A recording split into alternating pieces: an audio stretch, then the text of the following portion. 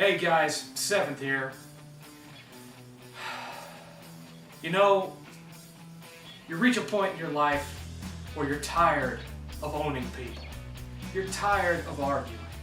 You're tired of destroying reputations, and you just want to talk about games. You just want to make friends.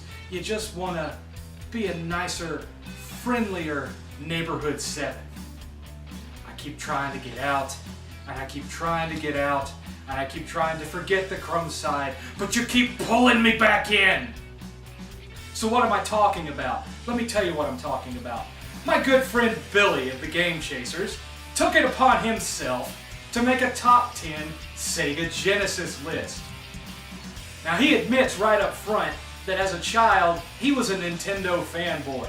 He didn't have a whole lot of experience with the Genesis at all. But somehow, that makes him an authority to tell others what's the best when it comes to Sega Genesis. Genesis. That's what I said. Genesis. Genesis. Yes, Genesis. God, how could you be deaf with ears like that? His list is typical of what someone who's new and unfamiliar to the platform would pick out. You've got Alien 3, which, as we all know, 99% of licensed games are shit, and it's no exception. Ghostbusters, a licensed game, but the exception to the rule. Good game, but not top 10 worthy. It has some issues, particularly with controls. Alien Storm. We're gonna come back to Alien Storm in a minute. Road Rash. I know a lot of people love this game. I never got into it. I think it sucks. It has a horrible frame rate, shitty graphics, shitty music, shitty sound effects, and you're basically just moving left and right, swinging a bat, or kicking at other drivers. It's not exactly a AAA masterpiece. You know what I'm saying? It's definitely not top 10 worthy. Now I'm going to admit up front, Billy's list has a couple in common with me. But what can I say? The old adage rings true. Even a broken clock is right twice a day. Case in point, Sonic 2. Sonic 2 is the best of the original 3 games. It just is. Castle of Illusion starring Mickey Mouse. Not a bad game. Not a bad game at all. Disney, you were usually safe with Disney. It was a pretty safe bet that if you bought a Disney title back in the 8 and 16-bit generations, you were getting a quality game. But again, not top 10 worthy. Castlevania Bloodlines. Castlevania Bloodlines is okay for a Castlevania game. It is more difficult than Super Castlevania 4 on the Super Nintendo. But when you play it, especially someone who's been playing games as long as me, what I get from it is a lot of also ran, a lot of deja vu. And the reason being is it really reminds me of Castlevania 3 on the NES. I just can't get that out of my head when I'm playing it. I just feel like I'm playing a 16-bit version of Castlevania 3. So for me, again, it's not top 10 worthy. Another one that me and Billy are actually in agreement on is Teenage Mutant Ninja Turtles: The Hyperstone Heist. But I'll come back to that later. His number 2 was Splatterhouse 2. Really, Splatterhouse 2. Splatterhouse. That game has the slowest, clunkiest, most generic action ever.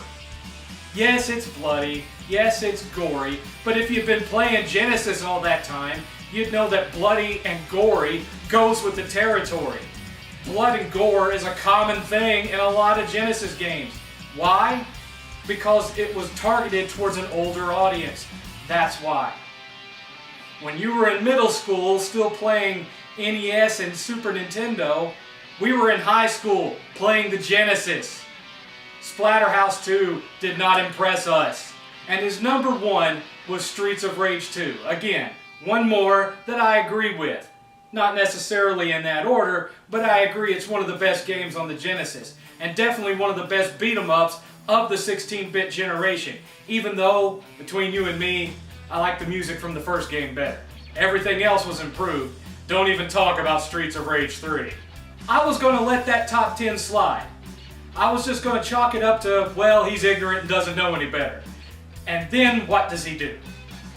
What does he do? What does this man, who looks like Billy Ray Cyrus ass-raped a Sasquatch and gave birth to an asshole baby, do?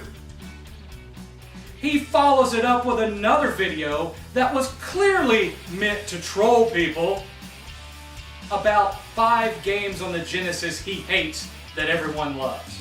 Right off the bat, I agree with one of them, and that's Toe Jam and Earl. Toe Jam and Earl is absolute horseshit. I don't understand why anyone loves that game.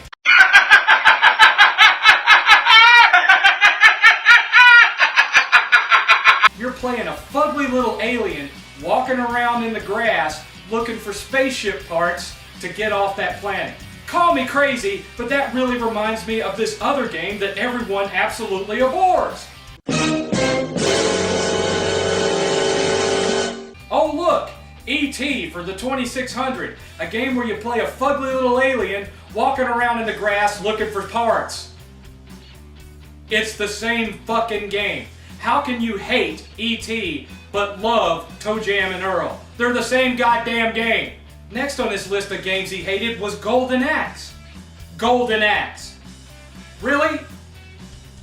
You have Alien Storm on your list of games that you love, and Golden Axe on the list of games that you hate. They run on the same engine. I'm pretty sure they were developed by the same team. They're the same game, except one is sci-fi and one is fantasy. How can you love one and hate the other? It's like E.T. and Toe Jam and Earl. They're the same fucking game. Then he takes it upon himself to shit on Phantasy Star 2, one of the best RPGs on the system. He claims to love RPGs, but he's bored with Phantasy Star and thinks the turn-based combat sucks. It's the same kind of combat in every other turn-based RPG from that era. They've just turned the camera behind the characters instead of looking at them side by side. It plays exactly the same. You're just arguing semantics at this point. Plus, it was one of the earliest games to have a really crushing death of a character in the storyline that really shocked a lot of people that played it years before they killed off Ares in Final Fantasy VII. It was a trendsetter. I just don't get you, son. I just don't get it. He also throws some hate around for Altered Beast. I'm not going to argue that point. I've already said every now and again he gets something right. Altered Beast is bullshit. But then there's the one. The one game that had me compelled to make this video. He shat on Gunstar Heroes. This shall not fly, sir. In the name of all console warriors everywhere, you are forcing my hand. I don't want to do this. I hate having to do this, Billy. But you give me no fucking choice. Tonight, I gotta go old school.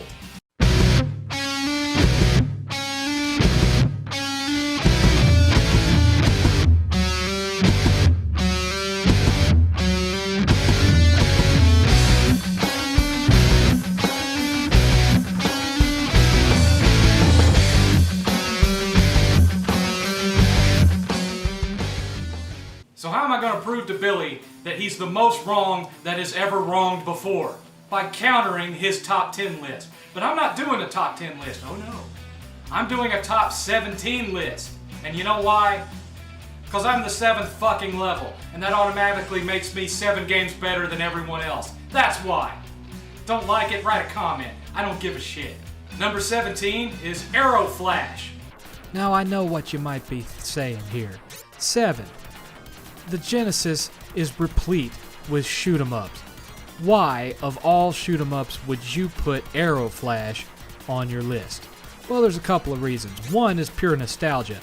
This was the very first game that I bought from my Genesis at an actual store. I walked in, and it was the cheapest one. I didn't have a whole lot of money, and I bought it.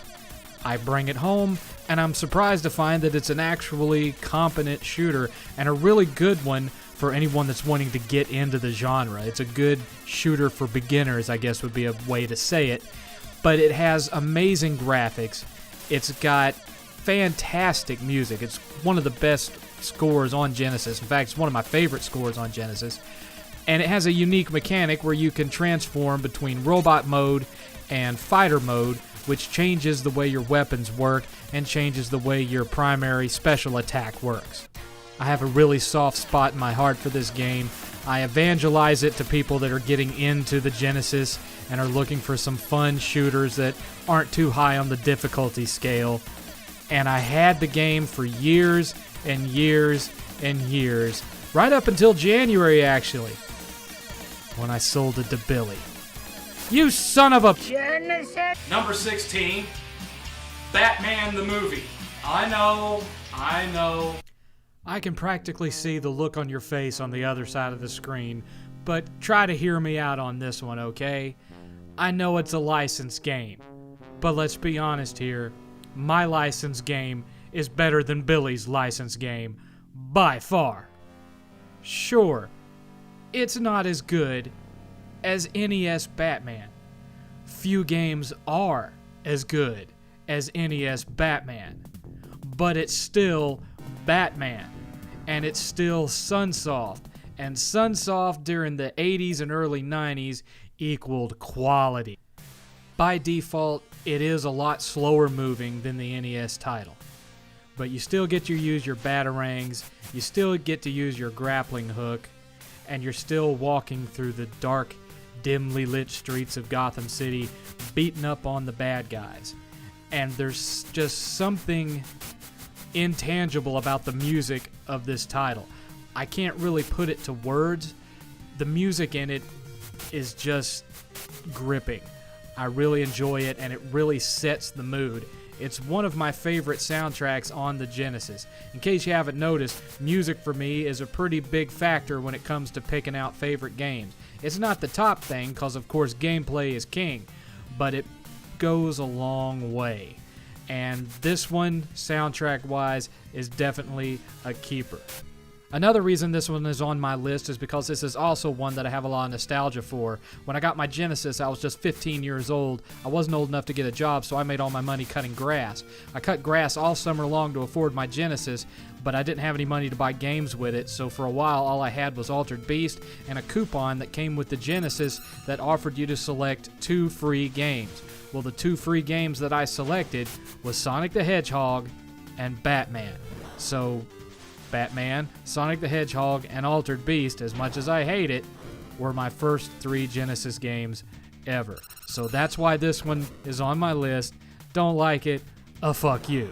Number 15, Landstalker.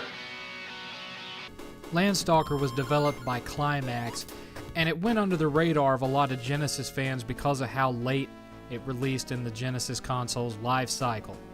But it's a really fantastic game, and it's one of those games that really scratches that Zelda itch for anyone that converted from NES over to Genesis. It's got an isometric point of view, which makes some of the platforming a little bit more challenging than it would be otherwise, but it's still a fun game with a lot of exploration, a lot of dungeon crawling, finding hidden doors, solving puzzles, and like I said, really challenging platforming. Why this one is not on Billy's radar, I don't know. And for you Saturn fans out there, there's a spiritual sequel made by the same development team for the Saturn called Dark Savior. It's just as good, and it's just as difficult. Billy probably hasn't played that one either. Fucking casual. Number 14, Ristar, or Ristar, or however you want to pronounce it, I don't really care. This is yet another game that flew under a lot of people's radar because of how late it came out in the Genesis life cycle. But in my view, it is a classic. It's made by Sonic Team, it runs on the Sonic 3 engine, and it's just a beautiful game. It's not going to run as fast as Sonic, you're not going to get that kind of speed, but the stretching arms mechanic more than makes up for it.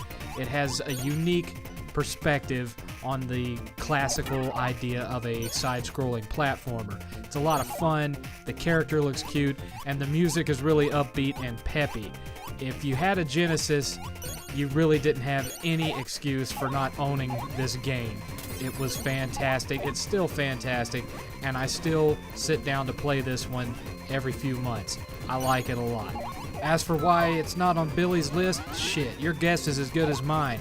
Maybe at that point he was too busy playing Bebe's Kids on the Super Nintendo. Number 13, Lakers versus Celtics in the NBA playoffs. Yeah, I know, a sports title, right? Trust me on this one. Trust me.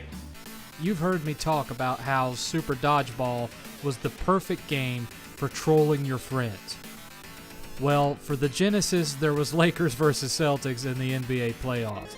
Yes, I know there was future versions of it like Bulls versus Blazers and etc., but this was the one to have. This one had the best soundtrack and it was the most fun because as long as you played as the Bulls, you were going to kick your friend's ass.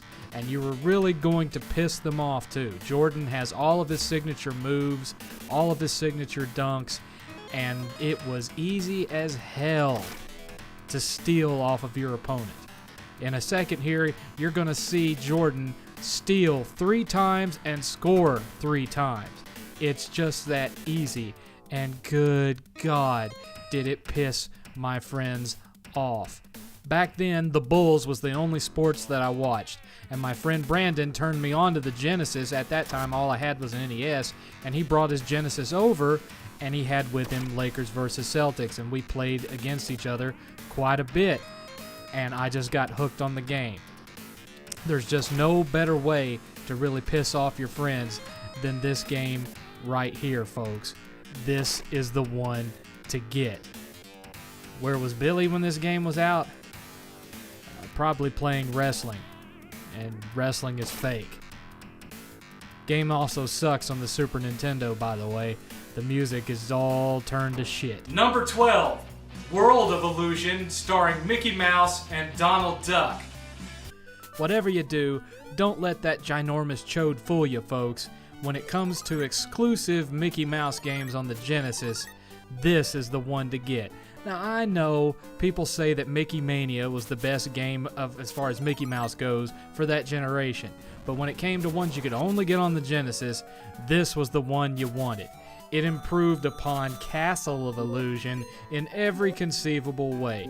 You had better ways to attack, the graphics were better, the music was better, the controls were more precise, the parallax scrolling was better, and on top of that, you could choose to play as either Mickey or Donald. It just had it all.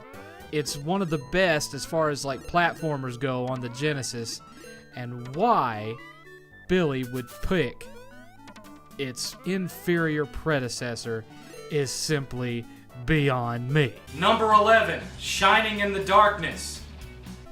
Yeah, it's another JRPG. You got a fucking problem with that? Didn't think so. But all kidding aside, this one's got a whole different feel to it because it's all done from a first-person perspective, and the graphics have this real cartoony Disney feel to it. Come to think of it, the music has that kind of feel to it too, so it has a very unique look and vibe going on. It is a literal dungeon crawler. You are literally moving around through a first-person dungeon, looking for loot, looking for weapons, and trying to save the princess. Fans of D&D or fans of old-school games like Eye of the Beholder or whatnot, even Wizardry, ought to really love this title. It actually had a sequel that came out for the Saturn called Shining the Holy Ark, but with that one they went more towards a traditional animation style. I like this one a lot better because I like the whole Disney vibe that it's got going on. Eventually you get multiple people in your party, so you'll have a wizard that can do spells and can do healing potions and all that kind of thing. I have a lot of fond memories of this one from high school because I actually stole some graph paper so I could come home and map out the dungeons in this game because there is no in-game map. If you're going to find your way around, you're doing it block by block, drawing it out on graph paper. But it was so much fun.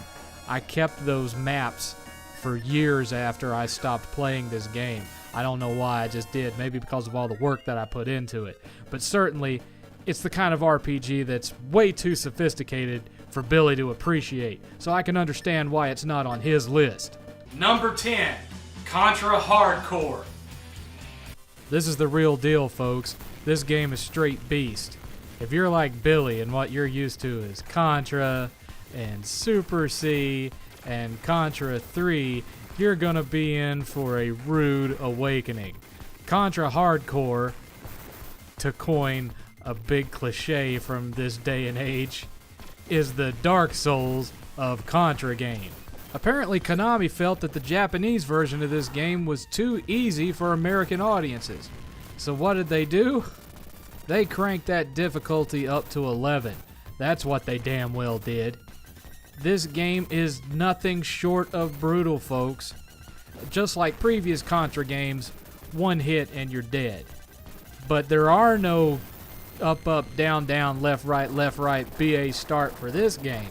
There is no mining for extra lives like there is with Contra 3. Oh no. Oh no. You get what comes with it, and that's it. I am told that there were cheat codes for the Japanese version, but those were removed when it was ported over for American audiences. I distinctly remember getting this game when it first came out, and at that point, because this was a fairly late Genesis release, I had a Genesis and a Super Nintendo, because at that point I was able to work a part-time job, and so I was able to afford having both. And let me tell you something, I would put this sucker in and me and my friends would start playing it, and they'd ask to turn it off and play Contra 3 because this was just too much for them to handle. And it's not just the levels either, it's the bosses too. Not necessarily this one, because I don't even consider this a boss. There is some real challenge to these bosses, man. And some of them are just multi-layer fights that are just going to make you want to rip your hair out. Don't let this seemingly simple boss fight that you see now fool you. You are going to be in for some tough battles. You're going to be in for a tough time anyway with this game. In other words, I understand why it was not on Billy's list. Number 9, Shadow Dancer. Yes, I know there is Shinobi 3, and Shinobi 3 is amazing. Let me explain, cause I know you're gonna gripe. It goes without saying that ninjas were all the rage when it came to video games during the late 80s through mid-90s. Every time you turned around, there was some new ninja game coming out, and the Shinobi series was one of the best. This was kind of a Shinobi side story game, the first being Shinobi, the second being Revenge of Shinobi, and the third being Shinobi 3, and this one came between Revenge of Shinobi and Shinobi 3. What makes this one different, it's not quite as difficult as the other games. You're going to get more challenge out of Revenge of Shinobi or Shinobi 3. This one is more of a good entry point for people wanting to get into the series, but it has this really cool mechanic with your dog. Basically, if you hold down your attack button, it charges up the dog meter on the bottom of the screen, and then you can sick your dog on enemies with guns to distract them so you can get in and swipe them with your sword. It's a lot of fun. The boss battles are really cool with a lot of environmental stuff going on, and even though the other games offer more challenge, I feel this one is better balanced, and I like the graphics and the music a lot. Graphically speaking, it's not as impressive as Shinobi 3, but it looks a hell of a lot better than Revenge of Shinobi. Where was Billy when this game came out? Hell, I don't know. Probably playing something lame like Caveman Ninja or shit like that. Maybe learning how masturbation works. Number 8, Shining Force 2. Before Disgaea, and before Final Fantasy Tactics, but probably a little bit after Ogre Battle, to be honest, there was the Shining Force series. We're looking at Shining Force 2 today because they made a lot of improvements over the original game, which still deserves some recognition because it was amazing as well.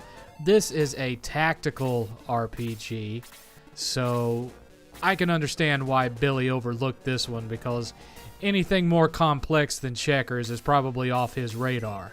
If it doesn't involve punch, kick, and push to the right, he's clearly out of his element here, folks. This one would be beyond him, so I'm not going to fault him too hard for overlooking it.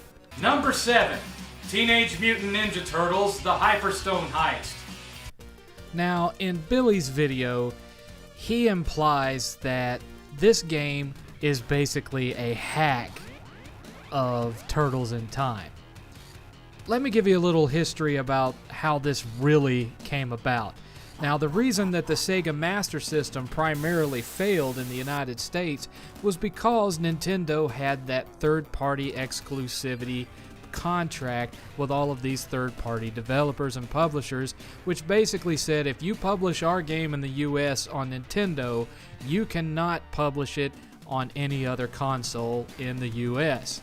So you had a bunch of games on the Master System that were also on the Nintendo, but they were only available in Japan and Europe. You couldn't get them in the US.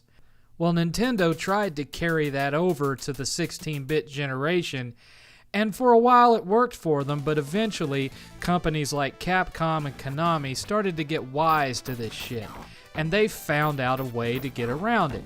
Since they couldn't put Turtles in Time on the Genesis, they actually went a little farther back to the original arcade game, moved some things around, added a few levels, added some bosses, including Tatsu from the second movie, and what you ended up with was Hyperstone Heist, a game that was completely legal and didn't violate their exclusivity clause with Nintendo, because technically speaking, it was exclusive to the Genesis, being a totally separate game. This was a similar tactic that Konami used in regards to the Contra series and, of course, Castlevania. Is it as good as Turtles in Time? Not really. Some of the levels are a little bit blander than what you see insofar as Turtles in Time, and of course, because the Genesis doesn't have Mode 7 scaling effects, you lose the whole effect of throwing an enemy towards the screen.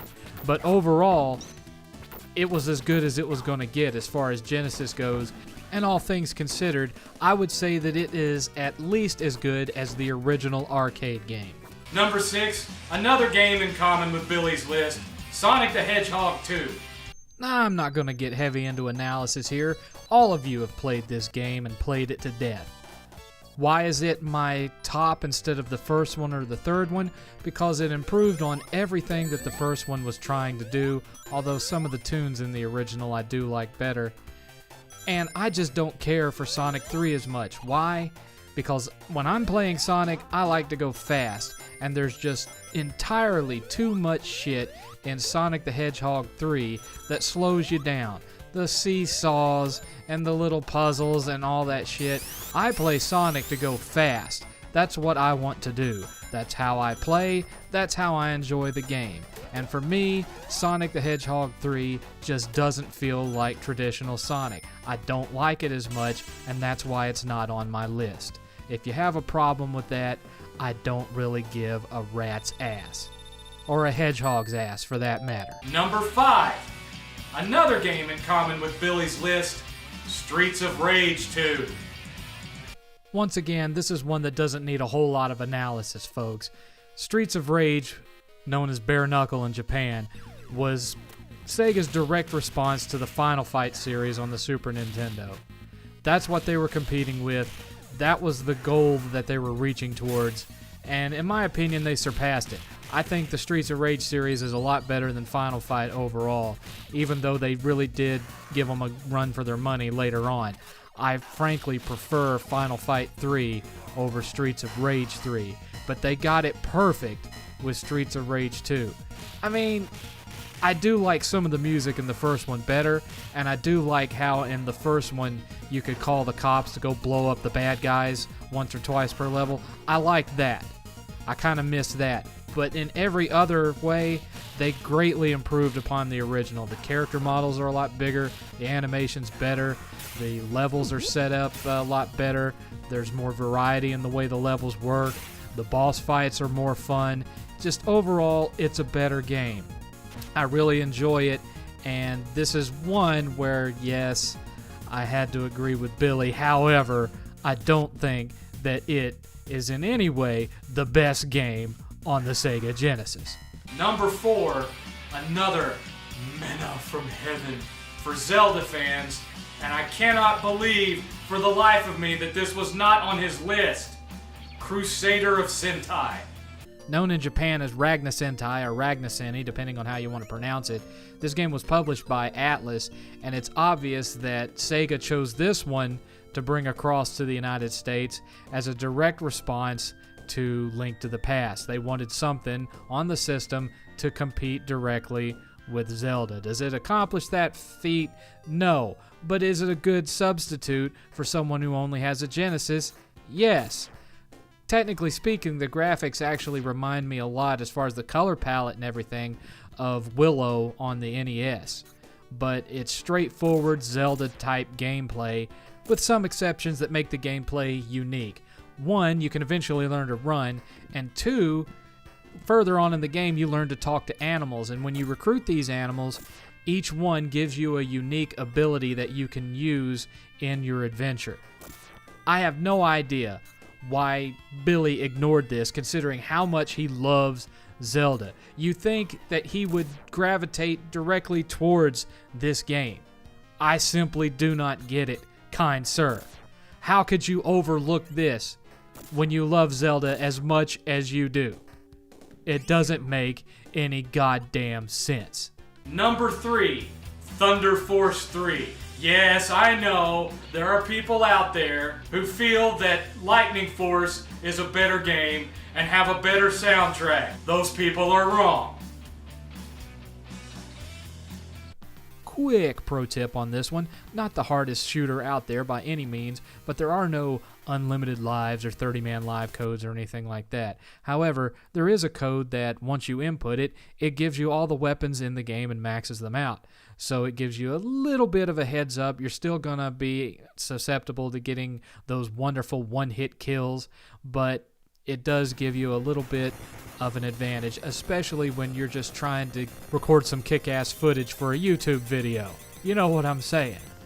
This game has a lot of really cool effects, and it does some things that up until that point I'd never seen a shooter do before.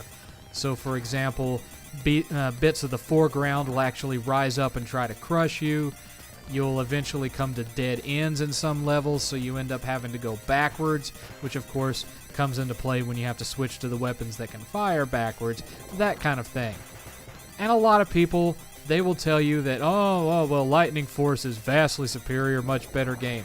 And while that game is really, really good, the color palette on it is a lot more muted compared to this game. And I just don't like the soundtrack as well. Now right there, I wasn't paying attention to what I was doing and I accidentally slammed myself into the rocks. But luckily, all you have to do is pause the game, put the code in again, and you got your weapons back. Now don't worry, Alpha, if you're watching, I'm just playing. Nothing but cisgendered love for you, sir. But you are wrong. The music in this game is much better than the music in Lightning Force. There are some tunes in here that once it gets into your head, it's just stuck in your head. I find myself sitting at work sometimes just humming some of the tunes in this game. They're that damn good. I actually have the entire soundtrack to this game stored on my iPhone so I can listen to it in my car stereo. That's how good it is. This game's soundtrack actually makes me that goddamn nerdy. I don't have that kind of affection for Lightning Force. So with that one, sir, I would have to politely, or maybe even not so politely, disagree with you when you say that Lightning Force has the better music.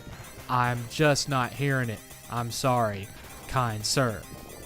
Now, as to why Billy doesn't have this on his list, he doesn't really seem to be a big fan of side-scrolling shooters, does he? And that's really disturbing considering how many shooters there are on the Genesis, which is a lot. I mean, if you had one genre besides sports that the Genesis just totally destroyed the Super Nintendo on, it's side-scrolling shoot-em-ups like Thunder Force 3. You had Thunder Force 2, Thunder Force 3, Lightning Force, you had Whip Rush, you had Gaiaris, which is an amazing game, you had Hellfire. The list goes on and on. Arrow Flash, Airbuster, just one after the next, after the next, after the next. The library on the Genesis when it comes to side-scrolling shooters cannot be surpassed by the Super Nintendo. So, again, it mystifies me why Billy didn't get at least one really kick-ass shooter on his list. Number 2, Phantasy Star 4. Alright, Billy. You can talk about my weight. You can talk about my hair or lack thereof. You can talk about the fact that I have to wear sunglasses indoors, so I always walk around looking like a fat-ass sexual predator. You could talk about the fact that you're still married and I'm twice divorced, and yet I'm still having to pay all of my money towards my clone. You know what? Scratch that. You can't talk about that either. And you certainly cannot talk about my Phantasy Star, sir. You can live in denial all you want, but the fact of the matter is, this is certainly the best JRPG in the Genesis library. It was worth every dollar of that $100 when it came out, and it is right up there with the greatest JRPGs of that generation, including Phantasy Star 6 and Chrono Trigger. Get a clue. And number one. Oh, God, number one. And I'm sure you all saw this coming, especially you, Billy. Gunstar Heroes. All I can say, man, is I really wish I knew what it was you were smoking so I could get some of it myself. I don't understand how you could not understand the appeal of this game. It's a Treasure game. Treasure was one of the best developers of the 16-bit and 32-bit era and is still a fantastic developer today. It mixes Mega Man, Contra, Ninja Gaiden. It even mixes in elements of beat-em-up games like Streets of Rage or Final Fight. It has it all. It has some of the most epic boss battles of any action title of the 16-bit era. Not only is it most certainly the best game on Genesis, that was criminally overlooked when it was initially released and only became a classic after the fact, because by that point the 16-bit generation was really starting to wind down. I mean, just look at this boss fight. Look how long this fight has gone on. This one boss has 6 or 7 different modes for one boss. And every time you fight him, you're not guaranteed to get all of the same modes every time.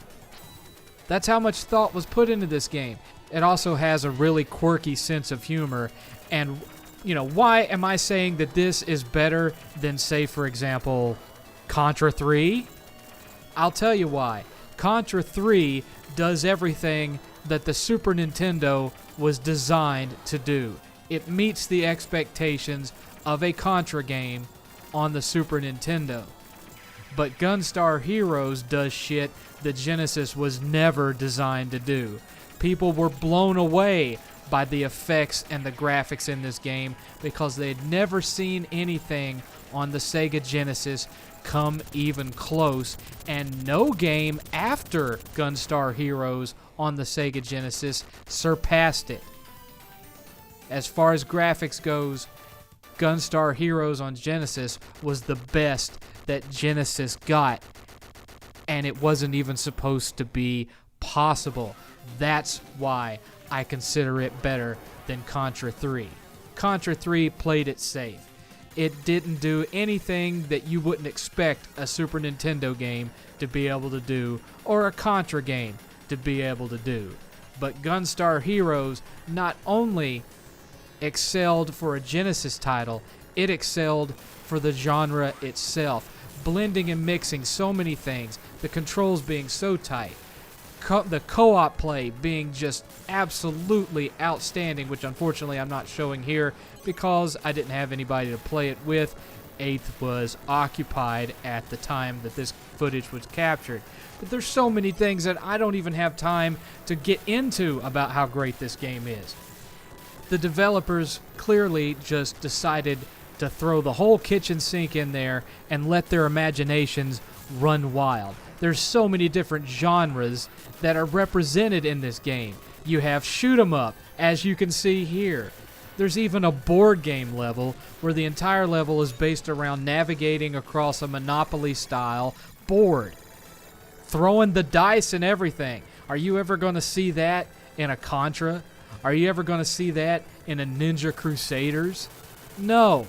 The Contra series may very well have defined the mold, but Gunstar Heroes broke it.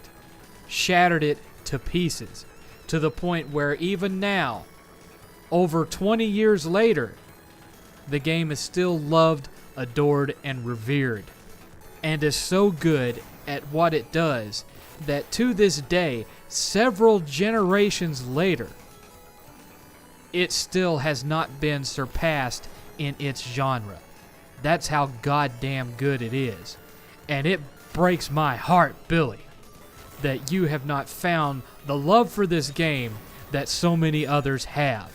I weep for you, kind sir. And that's my top 17 Sega Genesis games. There were other honorable mentions, but I'm not the kind to do honorable mentions. I don't hand out participation trophies, so if I hurt your little fifis, tough shit. Billy, you know I love you in a totally hetero way, but it had to be done, son. It had to be done. Take your lumps and pay them forward. And for God's sakes, the next time that you want to start pontificating about a systems library that you barely know anything about, come on down to Austin and you can actually sit down and play the games with me and Abe. Until next time, this is 7th. Genesis.